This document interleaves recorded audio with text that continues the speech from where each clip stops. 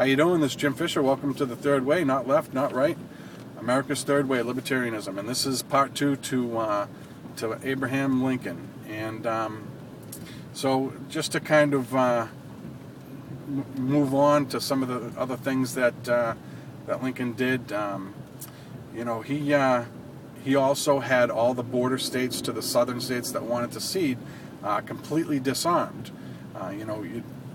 For obvious reasons, he didn't know which way they would go. If they'd fight with the South, fight with the North, the safest thing to do was to disarm them and relieve them of their constitutional right to bear arms.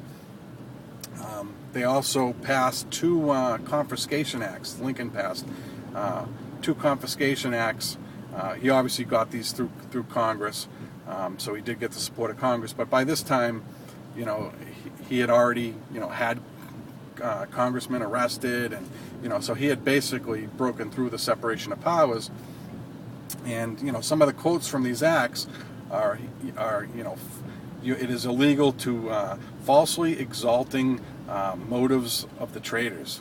So if you were caught as justifying what the South was doing when they're trying to secede, you would be arrested, put in jail, and all your possessions would be confiscated by the United States government, overstating success of our adversaries. So if you said, "Oh, geez, we really got our butts kicked in the battle of such and such," you could be put in jail and all your possessions confiscated.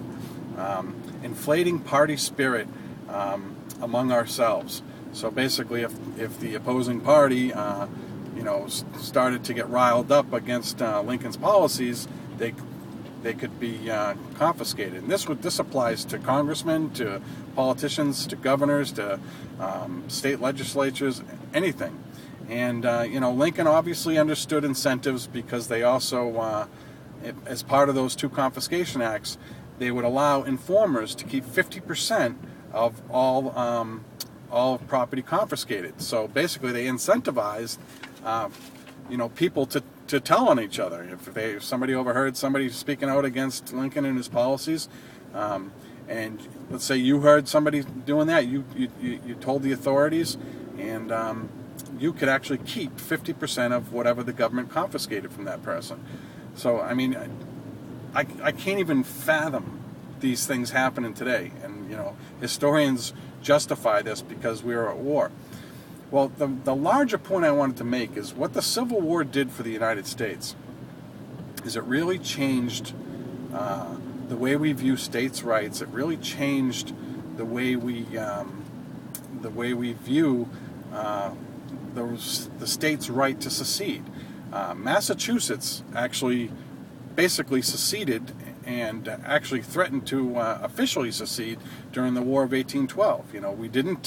We didn't send soldiers, very, very, very few soldiers, to the war effort. And Thomas Jefferson was president at the time, and Massachusetts coastal towns relied extremely heavily on income from trading with England. And as part of the War of 1812, it was against the law to trade with England. And Massachusetts couldn't survive without that commerce.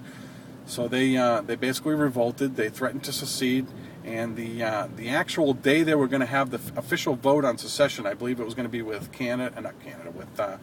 with Connecticut and Maryland and Rhode Island, and they were going to have the actual vote. 5 days earlier, the war ended. So secession was a right of the states. The states all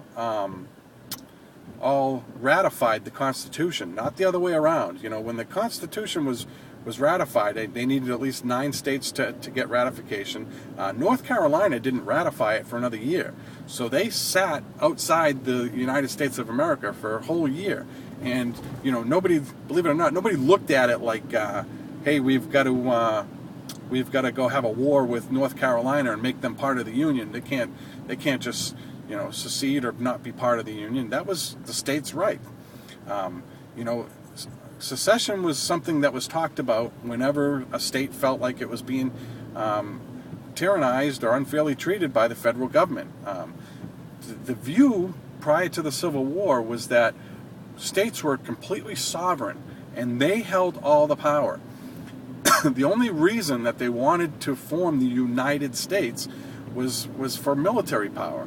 They knew if they were attacked by France or England or some other country, they had a much better chance to survive that attack if they were banded together. But they viewed themselves as separate countries, and that's why they called themselves states. That's what a state is. It's its own country. But we were the United States, and strictly under the powers that were given by the states to the federal government under the Constitution. That list of enumerated powers: deliver the mail, form a military, you can have a means to have a patent office, things like that. In Section 8 of the Constitution, we have a list of enumerated powers, and these are the powers that the states gave to the federal government, not the other way around. After the Civil War, when the southern states tried to secede, and this tyrannical act of the North of forcing them not to secede,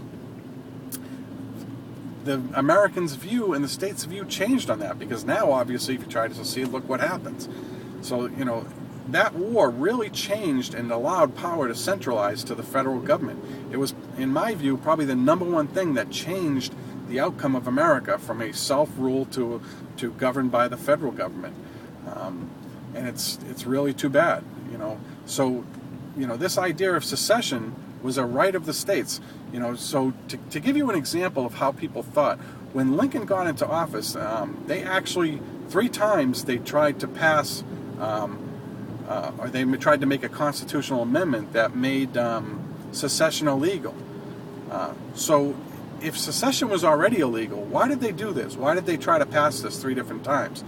Because that's how Americans viewed it. They viewed that states had the right to secede. It was a constitutional right. If it wasn't viewed this way, then there would be no need to try and pass these constitutional amendments to give the states that right. So, this is really important that we kind of do this revisionist history on the Civil War and the Lincoln presidency, because we've really idolatrized him and made him into a United States founding father, a hero. He was none of them. He was a tyrant. Having judges arrested and congressmen and snatching up citizens anywhere from Maine to Tennessee, having a secret police. This is something that the Albania and the Russians and Fort Lafayette was like a gulag. It's like this wasn't America. And the Lincoln administration changed all of that, changed how people viewed the power of the federal government. Prior to that, the states viewed themselves as having complete power. So it's really important that we understand this history and we understand what the original United States was like in that libertarian form of government. It wasn't a centralized government like it is today. None of us really view states as having power. We understand we have a governor and a state legislature, and we elect congressmen from our states, but almost all of us view the federal government as really the absolute power, and the president and the Congress as the absolute power. That was not the case prior to the Civil War. So I think that's enough for now. So we'll sign off for now. Jim Fisher for the Third Way, not left, not right, America's Third Way, libertarianism.